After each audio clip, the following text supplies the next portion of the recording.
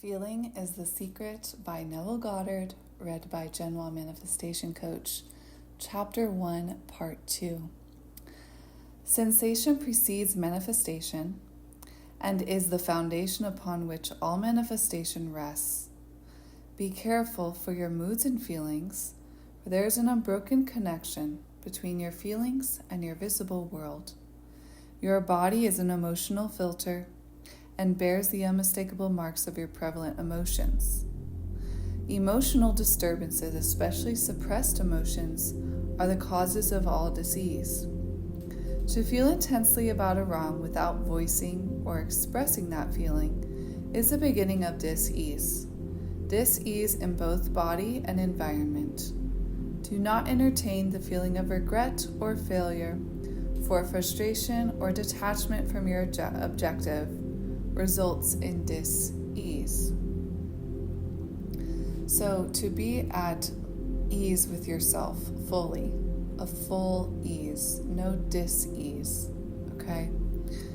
What would it take? What would you need to think about? What state would you need to be in? What feelings would you have if you were in a state of complete ease?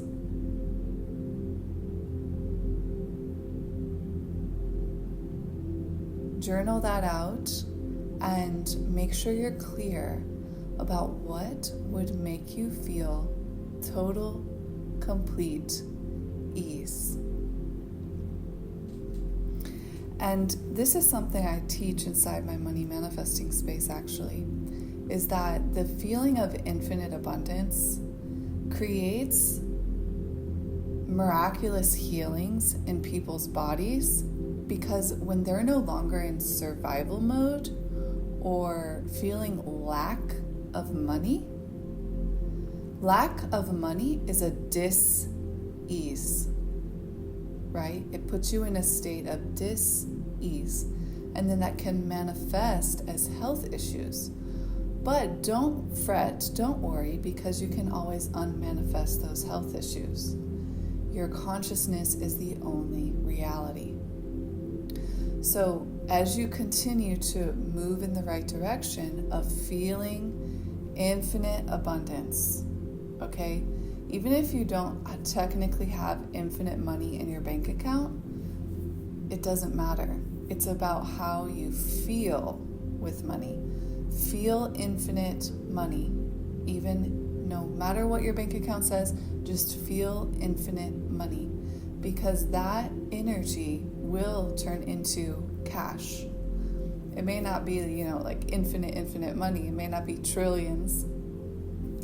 That would be like infinite to me, trillions. But it may not be trillions, but it will be an increase for you, because it's a vibrational increase of feeling with money. Does that make sense? So you want to always make sure, be very disciplined with your feelings around money, because if you go into survival mode or you go into lack with money, you're creating dis-ease. And dis-ease can get suppressed in the body and turn into some type of actual health issue. So make sure you are feeling that infinite abundance and infinite money. Think feelingly only of the state you desire to realize. Feeling the reality of the state sought and living and acting on that conviction is the way of all miracles. Changes of expression are brought about through a change of feeling. So when you change what you feel, you're changing what you think, and you're changing what you imagine, and then you change what manifests. A change of feeling is a change of destiny. All creation occurs in the domain of the subconscious. What you must acquire then is a reflective control of the operation of the subconscious. That is control of your ideas and feelings. Chance is not responsible for the things that happen to you, nor is predestined fate the author of your fortune or misfortune. Your subconscious impressions determine the conditions of your world. The subconscious is not selective. It is impersonal and no respecter of persons. The subconscious is not concerned with the truth or falsity of your feeling. It always accepts as truth that which you feel to be true. Something else with this is sometimes you can imagine the desired feeling and practice the desired thoughts, but then you also have an equal part of you that is practicing the unwanted thoughts and the unwanted feelings. So you have this inner opposition. You have these opposing forces within you. And so in order to have a clean manifestation, an instant manifestation, you have to get rid of those thoughts and feelings that are opposing the reality of the state where you already have your wish fulfilled. Does that make sense? You have to remove any ideas and any feelings that are not aligned with your goal. And this takes a high level of self-awareness, to even know that you're doing that to yourself.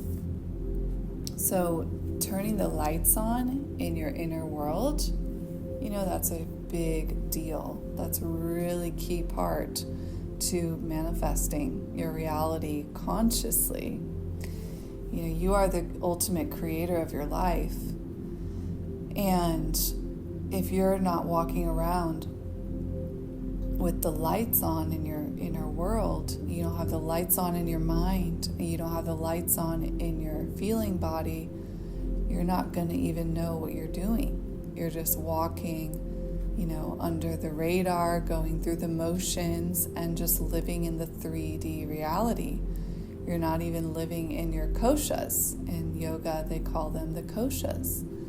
Your deepest kosha is the Anandamaya kosha. That's where you are one with God. The next one is the spirit, in your spirit. I don't know the name of that one. The other one is the mental body, then the emotional body, and then the physical form. And so in yoga philosophy, they call these the koshas. And you want to be a conscious creator of your koshas. Okay? So when you're able to do that, you'll be able to instant manifest things into your reality because you're not making what is an obstacle to what you are feeling, thinking, visualizing, imagining into being. You are creating everything, with the power of your koshas. But if you do that, but then you don't disregard appearances, disregard the 3D, you won't get results, the real results that you want quickly, because you're fighting against what your senses see. So you have to realize your koshas are more powerful than your 3D reality, than what your senses are already seeing. You want to make your inner sight more real than your outer sight. And when the outer sight doesn't have a hold on you, like Jesus walking on water, when the outer sight doesn't have a hold on you, like the water didn't have a hold on Jesus, then you are walking on water in your life, in your circumstances, in everything you're manifesting. So, if you really are this walking instant manifesting machine, which you are, then it also becomes very important to manifest according to God's highest divine will, because you don't want to create, in ways that are not actually aligned with God's character. So then it becomes this important part of manifestation is deepening our understanding of God's unconditional love for us and God's character, God's righteousness. Because humans, we are mostly self-centered beings. And when we manifest, we want to make sure we're genuinely manifesting for the good of all and not using manifestation to hurt anyone accidentally, right? So I always say that all my manifestations are Jesus approved, because Jesus is God in human form. And Jesus' character was sinless. But I know I am a sinner because I'm not perfect. I make mistakes. But I'm working every day at becoming more and more like Jesus, as I said in my other video. But I'm honest with myself that maybe I don't see something that Jesus sees about me.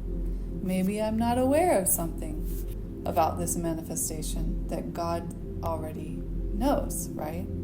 Like if you're manifesting a specific person, but God's like, I have someone better for you. If you keep putting all your energy into this person that's not really who you want, you're wasting your time because God has someone better for you. And the whole time you're putting your attention on this person from your past,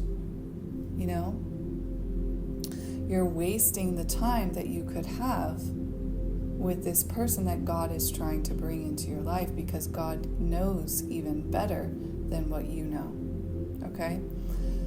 So when it comes to manifesting relationships, your ideal relationship, make sure you remember you do get to have everything you want. You just don't know exactly who it's going to be until God reveals that person to you. You may be on this journey of manifesting your ideal relationship and meet certain people who have certain qualities, but they don't have the full shebang. That's God telling you, hang on, I got someone better, but I'm going to need you to focus on, okay, you're not getting this aspect from this person, so I need you to incorporate that into your imaginal activity of having this aspect in a relationship. So you need to create the full shebang, okay, in your inner world, and then trust God to deliver that person to you. Even if you've never met a person like that before, you have no evidence they exist. You have seen no person on TV like that. No, like they don't even exist, right? This is something I struggle with personally, because I just feel like the person that's gonna really work for me, like I don't see him anywhere. I see little pieces of him in different groups of men, but none of them have the full shebang. So make sure you don't give up and you don't settle. God's plan is bigger than what you can even think or imagine, okay? God will bless you with your ideal person. Just stay focused on what you need to learn right now, which is maybe there's a certain quality you need to make normal, like it's always normal. I had a call today with a client. It's normal for her and her partner for their communication styles to be in sync. They fit together. Their communication styles flow. That's an aspect of a relationship, a very important aspect. And if you are living in the reality where you're not satisfied with the flow of communication, then you're in a reality where you're not satisfied with the flow of communication, and you got to shift into being satisfied and happy with the flow of communication between you two. Okay? And that starts with you deciding to change it, and believing God for someone who can be in sync with you in that way. Okay? So that was a long side note, but very important when it comes to manifesting in relationships. So where was I here? change is not responsible for the things that happen to you, nor is it your predestined fate or author of your fortune or misfortune. Your subconscious impressions determine the conditions of your world. Okay, so you need to become a person who controls your subconscious impressions if you want to become the deliberate creator of your life, an instant manifester, right? The subconscious is not selective, it is impersonal, and it's no respecter of persons. So your subconscious cannot say, that doesn't exist. Your subconscious cannot say to you, that's unrealistic. It just accepts what you feed it with your conscious mind, okay? So that's why anything is possible, and that's why God is a God He's in the business of doing the impossible, okay? Because our subconscious is in the business of doing the impossible. The subconscious is not concerned with the truth or falsity of your feeling. It always accepts as true that which you feel to be true, okay? So it accepts what you feel to be true as true, not what you see with your eyes, not the outer world. It is the world of imagination. It is infinite. Feeling the ascent of the subconscious to the truth of that which is declared to be true. Because of this quality of the subconscious, there's nothing impossible. Whatever the mind can conceive and feel as true, the subconscious can and must objectify. That is really interesting, and I can feel, even as I read that inside myself, there's a part of me that's like, really? Like, really? It can objectify anything. It's not rational. It's not logical. And what you see with your eyes and how you're defining what you have now, your current reality, your story about your current reality, that is coming from your conscious mind. And the conscious mind is logical and rational and limited. It does not have infinite possibilities at its fingertips. It could, but the subconscious is where there is no limit.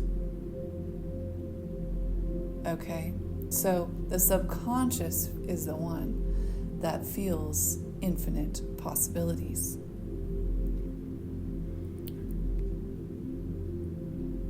Your feelings create the pattern from which your world is fashioned, and a change of feeling is a change of pattern.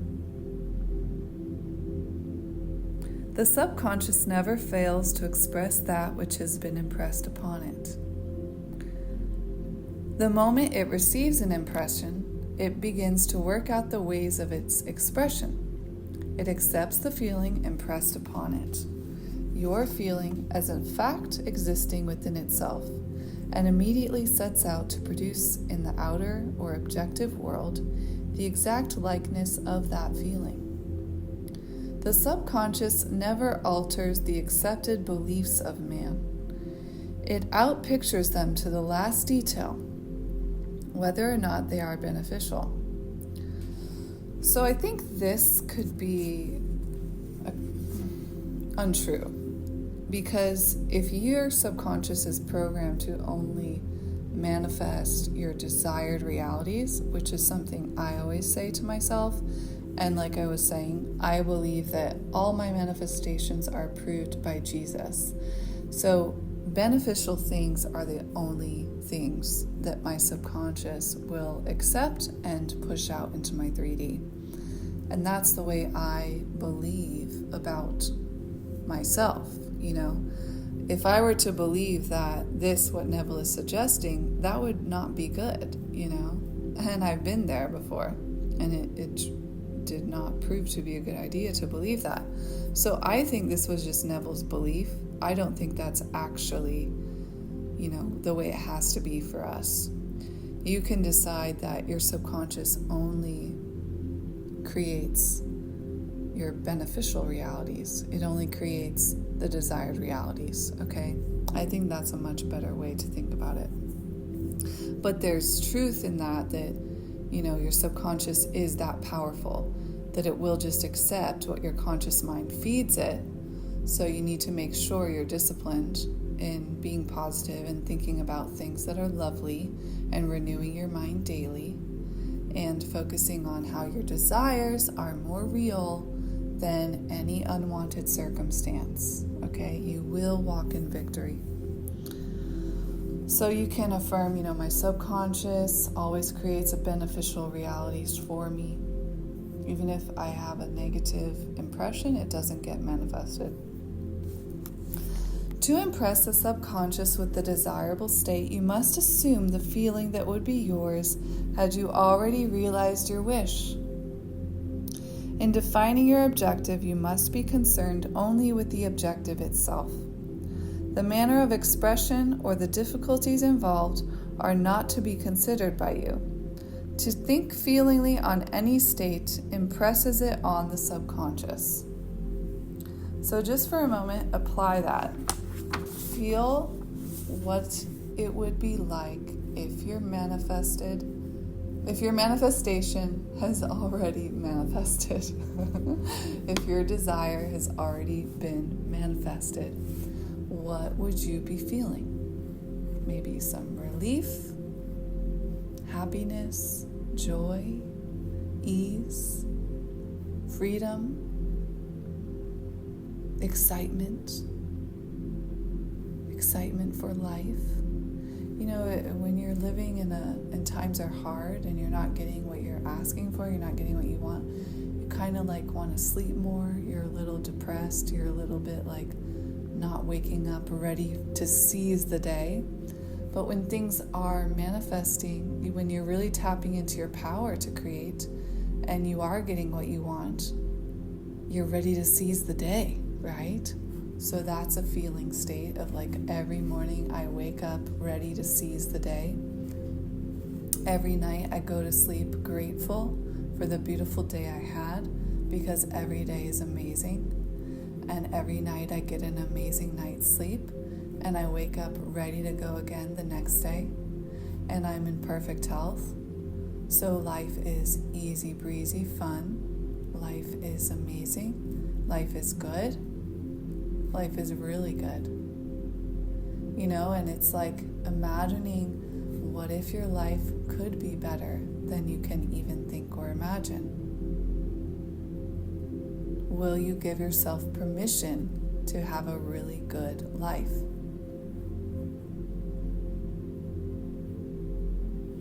And the root of not being able to do that is just, habits of thinking, habits of feeling, where your life wasn't that way and it just became a habit. And so you can change those habits. That's just a habit, like anything else. You can change your habits.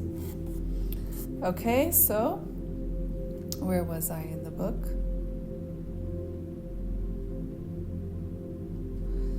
The moment it receives an impression, it begins to work out the ways of its expression. It accepts the feeling impressed upon it, your feeling, as a fact existing within itself. Yes, I already read this part. Okay, I know where we are. But that's good to go back to. To impress the subconscious with the desirable state, you must assume the feeling that would be yours had you already realized your wish. We did that. And you are only concerned with the objective itself. And this can be hard for some people to let go of the how, to stop wondering, well, how is it going to happen? The thing is, with your subconscious, it only needs the objective. It only needs the end result in order to create it for you. So the subconscious works differently than the conscious mind, and it's just understanding that. Because when you understand that, you don't need to expect the same things of your subconscious as you do your conscious mind. Your conscious mind wants to know the how, because it will know the how once it manifests, right? It's used to knowing the how, because it will see that right in the rational world, in the logical mind. You will have an understanding of how it happened once it actually manifests. But the subconscious is the opposite of the conscious mind in that way, that it doesn't need the how, it doesn't need the when, it just needs the end. okay? Go to the end, because that's all your subconscious needs. You don't need to do anything else. Your subconscious just needs to know the end, and it's like, I got it. You know why? Because it's connected to the whole unified field of consciousness. Your subconscious mind is one with all that is. Isn't that crazy?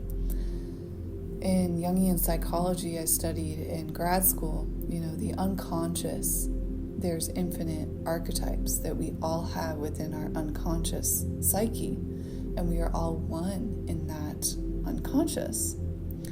And so the subconscious even isn't as deep as the unconscious, but the subconscious is still, very different from the conscious mind. And so it's just about understanding ourselves, understanding our subconscious mind and how it works.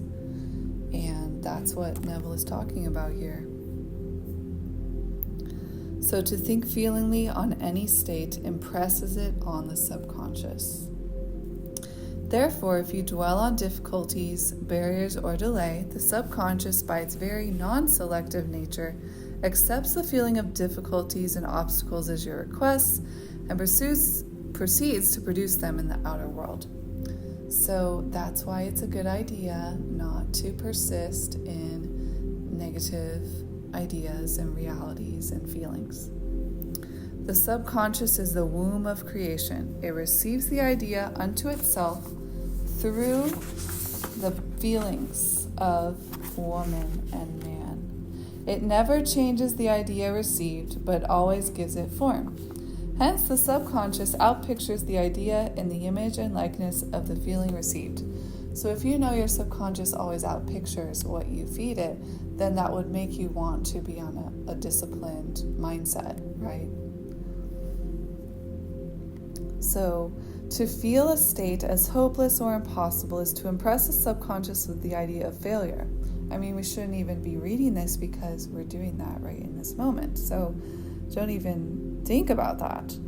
Only your subconscious is being impressed by everything you desire, period. Leave it at that. I'm not even going to read this part that's negative.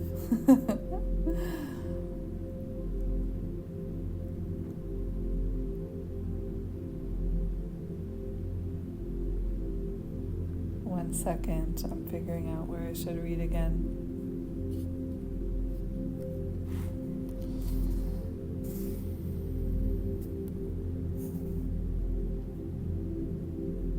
Okay, this is taking what Paul said in the Bible, that this is a great mystery. He that loveth his wife loveth himself, and they two shall be one flesh. It's simply the mystery of consciousness. Consciousness is really one and undivided, but for creation's sake it appears to be divided into two, or I would say multiple. But within yourself, you have the conscious and subconscious, the male and the female aspect of your mind, and it's one. It works together at all times. It is one flesh. The conscious or objective male aspect truly is the head and dominates the subconscious, subjective, or female aspect. However, this leadership is not that of the tyrant, but of the lover. So the conscious mind can always redirect what the subconscious mind is doing. And that is not, to create anything negative. It's to create only beautiful realities. So your conscious mind is not a tyrant to your subconscious. Your conscious mind is not a tyrant to your subconscious mind. It is a leader. Right? A loving leader to your subconscious mind.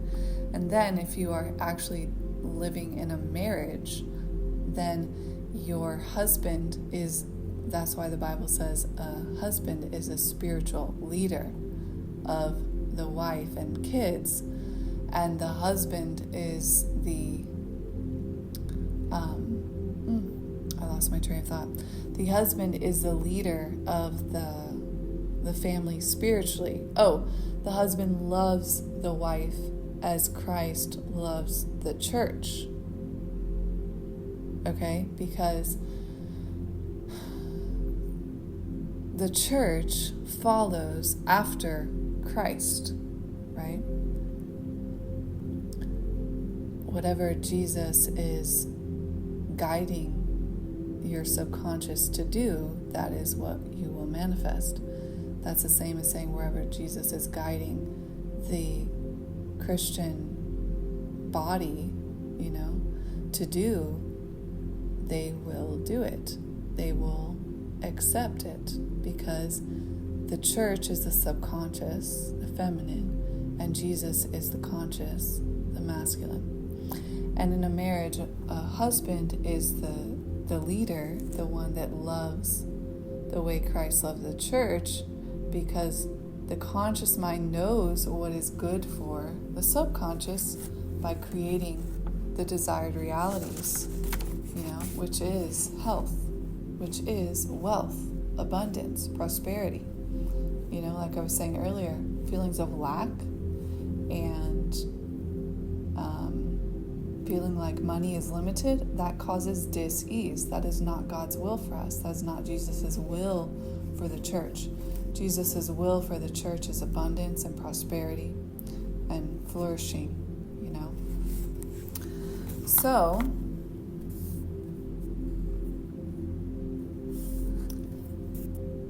by assuming the feeling that would be yours where you're already in possession of your objective, the subconscious is moved to build the exact likeness of your assumption. Your desires are not subconsciously accepted until you assume the feeling of their reality. And I just want to say in reference to that, what Jesus is guiding people to do, Jesus works on us, and then we find ourselves doing what Jesus wants us to do, right? Like, if God is in control of everyone and everything,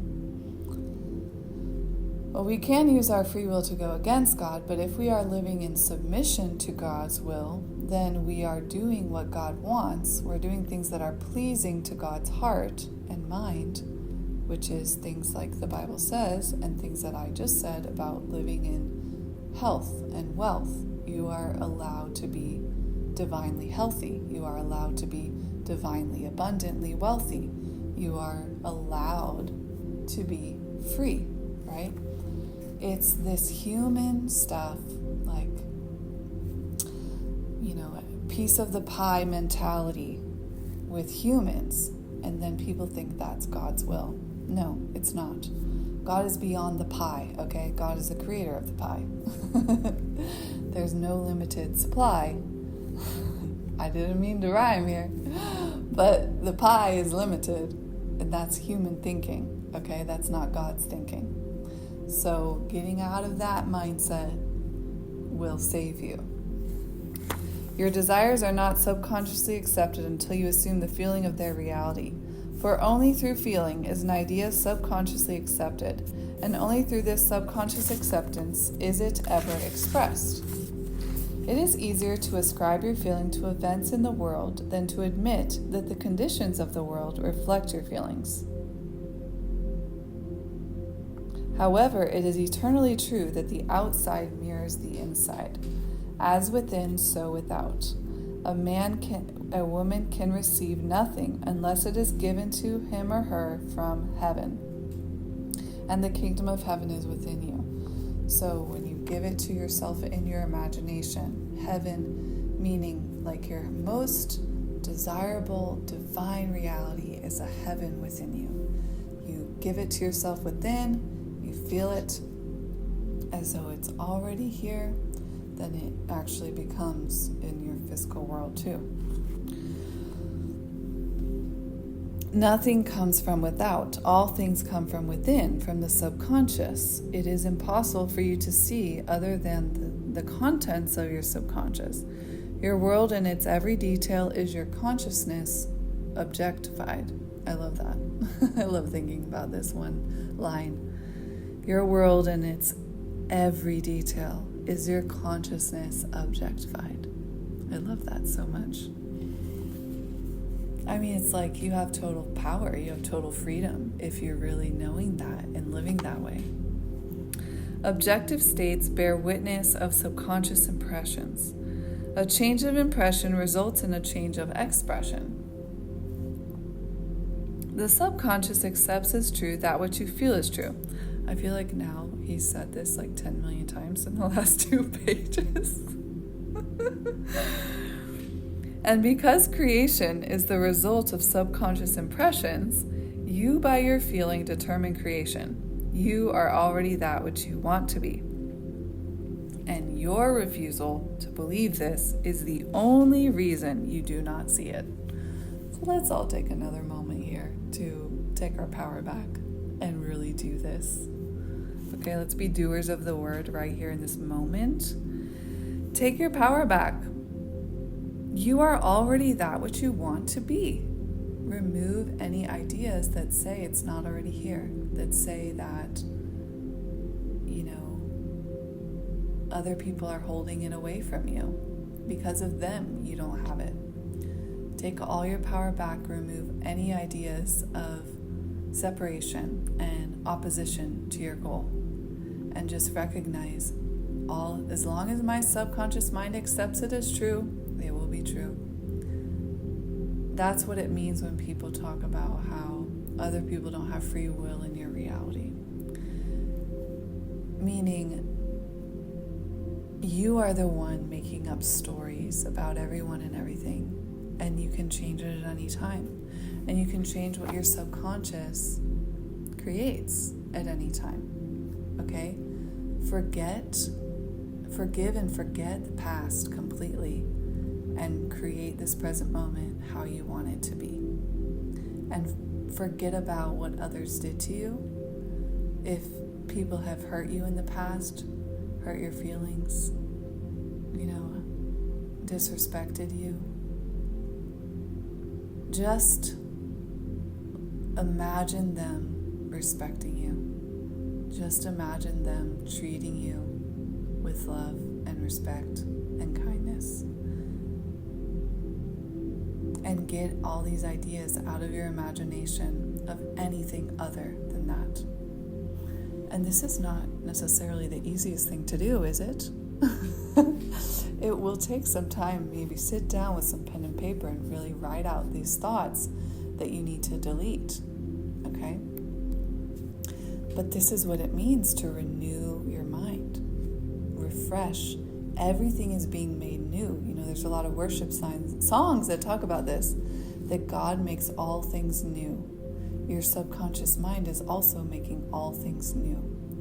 You are making all things new. Take that power to do this for yourself. Okay? And then I like to add, God will even multiply what I do for my good. Because God is beyond what I can think or imagine. God is able to do exceedingly abundantly beyond all I can think or imagine. So when I go all in with renewing my mind and creating my reality, I know God, even takes it up another level. And another one. So, your refusal to believe this is the only reason you do not see it.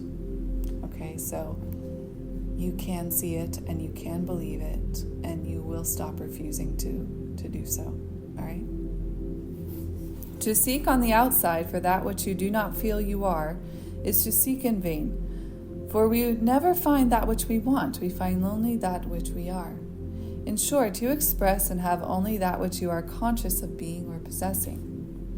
To him that hath is given. That just means you who feels you have it, it is given. Okay, so you're not seeking something out there. You are embodying the feeling of having what you want, and then you see it out there.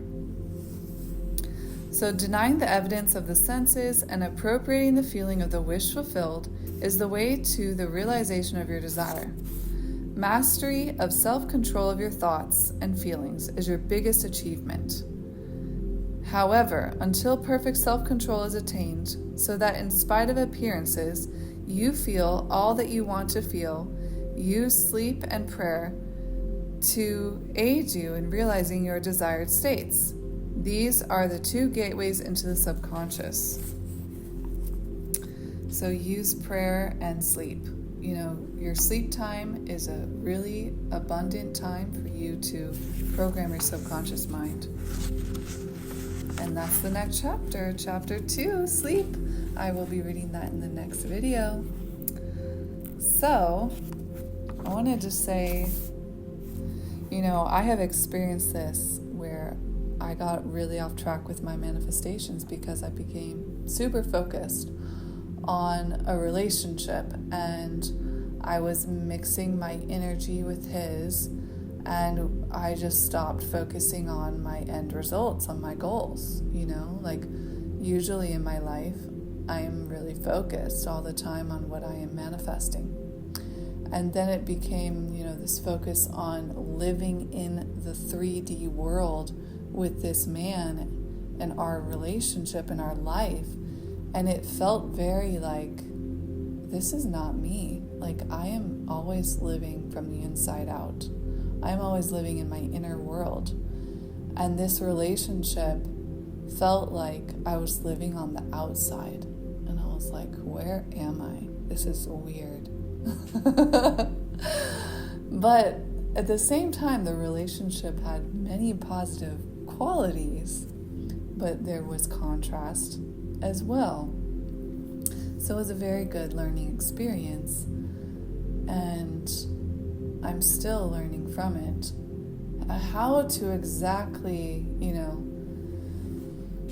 create consciously with a partner, because I believe he has, when you're manifesting a person, a partner, a relationship, you have to manifest someone who also knows how to manifest. If you're a deliberate creator, you have to be with another deliberate creator, or else it's not going to be a sync. It's not going to be in sync. It's not going to be in flow, because one person will be, just going through the motions of life, living in the 3D, living in their flesh, and not knowing what they're doing. They don't have the lights on in their consciousness. They're not taking ultimate responsibility for everything they create in the relationship, but you are. That's not balanced. So you have to, when you're manifesting a person, you need to make sure you impress on your subconscious mind the qualities of this person you desire to be with, which is someone who is also highly conscious of how they're manifesting everything with you. If you're manifesting a specific person, in the manifesting specific person world, there's so much about you taking this ultimate responsibility and for manifesting the other person, but you forget to imagine that the other person is taking ultimate responsibility for how they're manifesting you. Okay? Are you tripped out now? But that's the missing piece in this whole manifesting a specific person thing, is that people are manifesting it very one-sided, but you have to manifest all of it, right? So then you need to imagine from their perspective, how are they thinking about you? How are they imagining you? They are a person who does take ultimate responsibility for what their subconscious impresses, and then therefore pushes out into their 3D regarding your relationship, regarding their finances, regarding their health, regarding everything in their life. Okay? Because if you're living that on that level of consciousness where you're awake and you're walking inside your own dream, you need to be also walking alongside someone who's walking awake in their dream too. Right? Or else you're going to be just pulling this person along, and it's going to drag you down. So this is something I had to get really more focused on and deliberate in, is that I am with someone who is at a high level of consciousness, walking consciously in his creation, in his deliberate creation abilities, and he is consciously creating every aspect of our relationship. It's not just a woman's job, to create the relationship and create the romance and etc. It's a man's job to do exactly the same. He has to recognize he is creating the woman on the screen of his consciousness. He is creating the relationship that he wants with her on the screen of his consciousness. And the level of magical romance too also needs to be balanced, because that's something I also have to change in my consciousness, is imagining a partner, a man who also wants, this magical romantic state of being with me. It's not just a practical, rational mind relationship. That's really boring. I want a magical connection, right? I want romantic experiences all the time. Like sometimes people they don't allow themselves to be romantic. They don't romanticize their life. They don't romanticize their relationships either. And they're living in the 3D world, and they're taking things as they are, and it's so boring, right? It's so boring. It's so not exciting. Like, what's the point? Why would you even, you're better off single, So there's still a lot more work to do, y'all, in the relationship subject for myself. And I'm 36, and I have been deliberately manifesting relationships since 2019. No, even before 2015. That's when I started consciously creating. Let's be real, I've been doing it ever since my first boyfriend. No, not him. Maybe about 2012 was when I really started. In 2012, I manifested my boyfriend by imagining that he was picking me up, carrying me across some water or something. I don't know. But that actually manifested, and he ended up being my next door neighbor. Are you kidding me? So I was going to Naropa, he was going to CU, and he was an engineering student, and I was a psychology student at Naropa. And yeah, we were living next door to each other because I had just moved to CU student housing, actually. I was renting a room there because I wanted to live really close to Naropa. And some CU students were renting out a room. So yeah, that's how we met. But no, how we met is I visualized him. I was like, okay, I want a guy who can pick me up. And I kind of had this feeling associated with who he was, and that was definitely him. He was exactly what I imagined, but it wasn't the full fleshed out vision of someone I could be with forever. There were still so many pieces of the puzzle that would have to come together to be my ultimate match. So that relationship did not last because there were still, lots of pieces that I needed to figure out. And that's the path that I chose, to be a deliberate creator and not settle and keep my individuality and my freedom as my number one priority, because I know everything manifests out of it. And so I have been hesitant to be committed to anyone because I want to keep my freedom to create, really the best man for me. And I'm still creating him. And I believe God has him. And if it takes 4 more years, it takes till I'm 40 years old, maybe. That's just the way it goes, because it's not about age. It's about getting, every piece of the manifestation aligned. And even once I am committed to, my ultimate match, there will still be more to create, and there will still be more to figure out about manifesting consciously together and how that works. How do we create everything together, consciously together? And so now those are new. I have some new non-negotiables. He's got to be the ultimate deliberate creator of his life in the same way I am. And he definitely also needs to be at the same level of spiritual consciousness, spiritual awakening, and lots of other things. So I will leave you all here. This was a really good, this chapter is so deep, man. I paused so many times after reading just a little bit because there's so much to talk about here. And I could have made it, twice this long. But